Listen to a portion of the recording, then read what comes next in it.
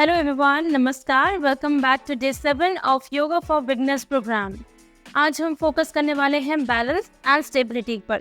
Last video में हम लोग ने फोकस किया था हमारी कोर स्ट्रेंथ पे। आज हम फोकस करेंगे हमारे बैलेंस और स्टेबिलिटी यानी कि संतुलन और स्थिरता पर। बैलेंस और स्टेबिलिटी हमारे योगा प्रैक्टिस के लिए ही नहीं बल्कि हमारी डेली लाइफ के लिए भी बहुत ज़रूरी है।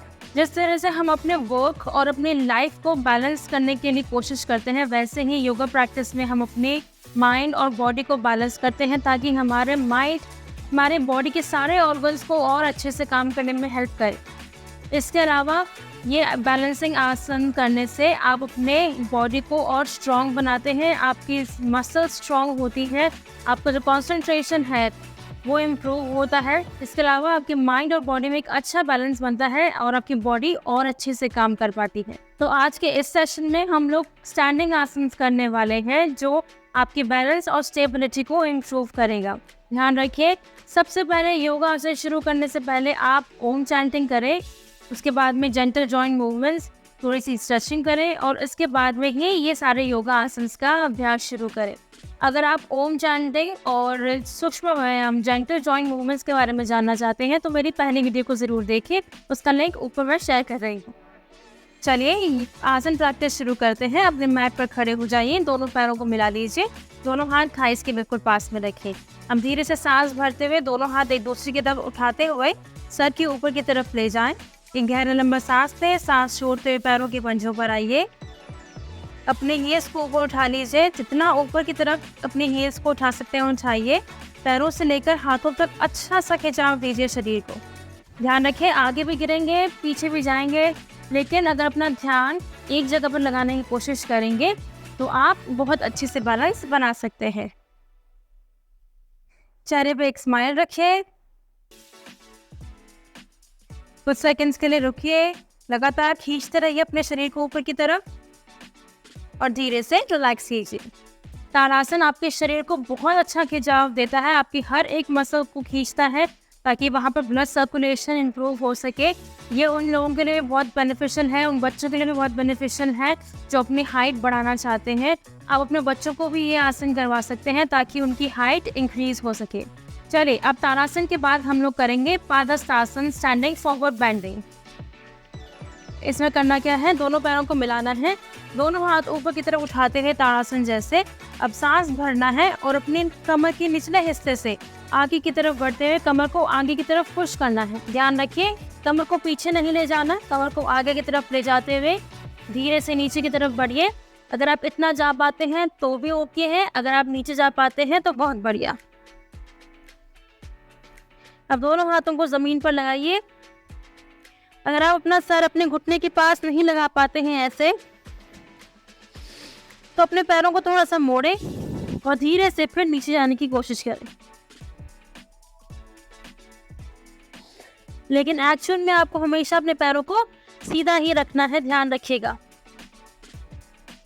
अब धीरे से रिलीज करते हुए हाथों को ऊपर ले जाएंगे और सांस छोड़ते हुए हाथ नीचे की तरफ। ध्यान रखिएगा, हर एक पोज में जैसे आप ऊपर से नीचे की तरफ गए हैं वैसे ही नीचे से ऊपर की तरफ भी आपको आना है। पादहस्तासन आपके पैरों में बहुत अच्छा स्ट्रेच देता है, आपके काफ मसल्स, आपके थाइस वो और अच्छे से स्ट्रेच करता है, आपके डाइजेस्टिव सिस्टम को भी इम्प्रूव करता है। चलिए, पादहस्तासन के बाद में करेंगे वृक्षासन। अपने दोनों पैरों को फिर से मिलाइए, अपने लेफ्ट लेग से शुरू करते हैं। लेफ्ट लेग को ऊपर की तरफ पकड़ते हुए राइट थाई के बिल्कुल पास में रखिए। ध्यान रखें, आपका पैर बिल्कुल अंदर की तरफ होना चाहिए, उंगलियां बाहर की तरफ नहीं जानी चाहिए। कमर को बिल्कुल सीधा रखेंगे इस वक्त। अगर आप अपना पैर थाई पर नहीं रख पाते हैं तो नीचे पैरों की पिंडलियों पर रखें, लेकिन घुटने पर कभी ना रखें क्योंकि घुटने पर पैर रखने से आप अपने घुटने को नुकसान पहुंचा सकते हैं। चलिए शुरू करेंगे। अपने लेफ्ट लेग को उठाइए, राइट थाई के बिल्कुल ऊपर की तरफ रखिए। इस तरह से आप सपोर्ट ले सकते हैं दीवार को पकड़ के भी कर सकते हैं। आप अपने पैर को थोड़ा सा पीछे की तरफ करते हुए एक लाइन में ले आइए। धीरे से हाथों को ऊपर उठाते हुए सांस भरें, अपने हाथ ऊपर और या फिर अपने हाथ चेस्ट के बिल्कुल सामने की तरफ भी रख सकते हैं। कमर सीधी रखेंगे, गर्दन सामने, कुछ देर इसी पोजीशन में रहेंगे। अपना बैलेंस बनाने की कोशिश करें, नज़र सामने रखें। अगर नज़र सामने नहीं होगी तो बैलेंस नहीं बनेगा और आप इस तरह से गिर भी सकते हैं। बैलेंस बनाने के लिए नज़र सामने ज़रूर होनी चाहिए। चलिए लेफ्ट से शुरू करते हैं। लेफ्ट को उठाइए, राइट थाई के बिल्कुल पास में रखिए, लेफ्ट लेग को एकदम टाइट रखिए। दोनों हाथ ऊपर की तरफ ले जाते हैं। इस बार हाथों को ऊपर खींचिए, सामने देखिए और रिलीज कीजिए। वृक्षासन आपके पैरों की स्ट्रेंथ बढ़ाने में, मजबूती बढ़ाने में आपकी हेल्प करता है। यह आपके कमर को, आपके हाथों को भी बहुत अच्छा स्ट्रेच देता है। अगर आप हाथ ऊपर ले जाते हैं तो आप अपने हाथों को भी बहुत अच्छे से स्ट्रेच कर पाते हैं। अब यहाँ से शुरू करेंगे हम लोग एक पादासन। इसके लिए आपको अपने दोनों पैरों को मिलाना है। धीरे से आगे की तरफ झुकते हुए 90 डिग्री पे आप अपने दोनों हाथों को नमस्कार पोजीशन में रख सकते हैं। सामने की तरफ देखिए। अपने धीरे से राइट लेग को पहले पीछे ले जाइए। जमीन पर रखते हुए अपना बैलेंस एक पैर पर बनाने की कोशिश करें। अब यहाँ से अपने राइट लेग को ऊपर की तरफ उठाएं और जितना ऊपर उठा सकते हैं उठाते हुए बैलेंस बनाने की कोशिश कीजिए अपने लेफ्ट लेग पर। इस आसन को बहुत आराम से कीजिएगा, बैलेंस बनाने की कोशिश कीजिएगा। सामने की तरफ ज़रूर देखें जब आप अपने पैर को उठाने लगते हैं। अपने शरीर को थोड़ा सा रिलैक्स कीजिए, काम रखिए, सांस देते रहिए, सांस छोड़ते रहिए। चलिए शुरू करें। अपने दोनों पैरों को मिलाइए, 90 डिग्रीज पर आइए, दोनों हाथ नमस्कार पोजीशन में। धीरे से अपने लेफ्ट लेग से शुरू करेंगे। लेफ्ट लेग को पीछे ले जाइए। अब धीरे से बैलेंस बनाते हुए लेफ्ट लेग को ऊपर की तरफ उठाने की कोशिश कीजिए। कमर ज़्यादा ऊपर नहीं होनी चाहिए, 90 डिग्रीज पर, और धीरे से रिलीज करें। इसी तरह से राइट लेग से भी करने की कोशिश करें। एक पादासन आपके काफ मसल्स, थाइज, आपके नीज, एंकल्स सबको स्ट्रेंथन करने में, मजबूत बनाने में आपकी हेल्प करता है। यहाँ से शुरू करेंगे हम लोग कोण आसन। कोण आसन के लिए दोनों पैरों में 2 से 3 फीट का फासला रखें।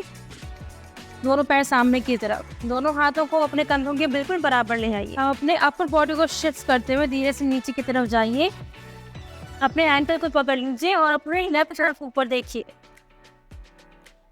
कुछ सेकंड के लिए इसी पोजीशन में रहिए। अब अपने साइड्स को बहुत अच्छे से स्ट्रेच करते हैं, पैरों में बहुत अच्छे खिंचाव महसूस करते हैं। धीरे से सेंटर में आइए। अब यहाँ सांस भरे, सांस छोड़ते हुए लेफ्ट की तरफ जाइए। लेफ्ट एंकल को पकड़ लीजिए, ऊपर की तरफ देखिए। हाथ आपका सामने की तरफ रहेगा। अगर ऊपर देखने में तकलीफ हो तो सामने की तरफ भी देख सकते हैं। कुछ सेकंड्स के लिए रुकिए और फिर सेंटर में आइए। अब कोण आसन से अपने लास्ट आसन वीरभद्र आसन में मूव करेंगे। यहाँ से आपको अपने लेफ्ट लेग को सामने की तरफ, राइट लेग को राइट साइड में फेस करना है।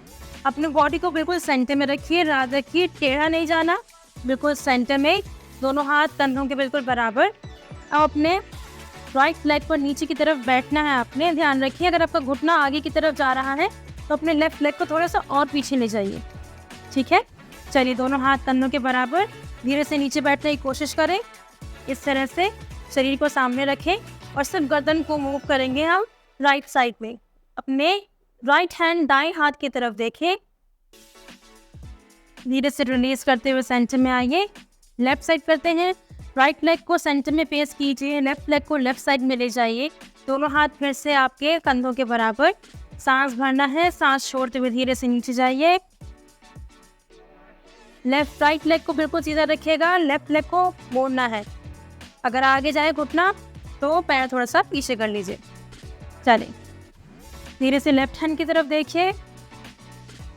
दोनों हाथ एक लाइन में होने चाहिए, ध्यान रखिएगा। और यहाँ रिलीज कीजिए।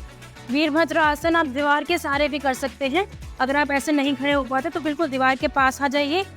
फिर अपने पैर को मूव करते हुए नीचे की तरफ बैठने की कोशिश कीजिए। इससे आपका शरीर भी सेंटर में रहेगा। चलिए रिलीज करेंगे। याद रखें अगर आपको घुटनों में या कमर में दर्द है या कोई भी इंजरी है तो इन आसन को ना करें। अगर दर्द है तो आप बहुत हल्के से, बहुत धीरे से कर सकते हैं, लेकिन बहुत सावधानी से कीजिएगा। अगर आपको दर्द महसूस होता है किसी भी आसन को करते वक्त तो उसे छोड़ दीजिएगा, उसे मत प्रैक्टिस कीजिएगा। हर एक आसन को करते हुए अपने सांसों पर अपना ध्यान लगाना मत भूलिएगा। सामने की तरफ हर आसन में देखिए ताकि आप अपने माइंड और बॉडी को बैलेंस कर सकें, कंसंट्रेशन इंप्रूव कर सकें। हर एक आसन को बहुत धीरे से, बहुत ध्यान से कीजिएगा। बहुत आराम से हर एक आसन में जाने की कोशिश कीजिएगा। बैलेंस एंड स्टेबिलिटी, संतुलन और स्थिरता एक दिन में नहीं बनती, इसीलिए इन आसन को आपको रोज प्रैक्टिस करना है और अपनी लाइफ का एक हिस्सा बनाना है, ताकि आप अपने शरीर के साथ साथ अपने डेली लाइफ में भी एक अच्छा बैलेंस बना पाए। चलिए मिलते हैं, अपनी बॉडी को स्ट्रॉन्ग और स्टेबल बनाते हैं, इन आसन को रोज प्रैक्टिस करते हैं। मैं मिलूंगी आपको नेक्स्ट वीडियो में। तब तक के लिए आप अपने फ्रेंड्स फैमिली के साथ मेरी वीडियोस को शेयर कीजिए, मेरी वीडियोस को लाइक कीजिए, मेरे चैनल को सब्सक्राइब करना ना भूलिएगा। मैं मिलूंगी नेक्स्ट टाइम नेक्स्ट वीडियो में। तब तक के लिए नमस्कार।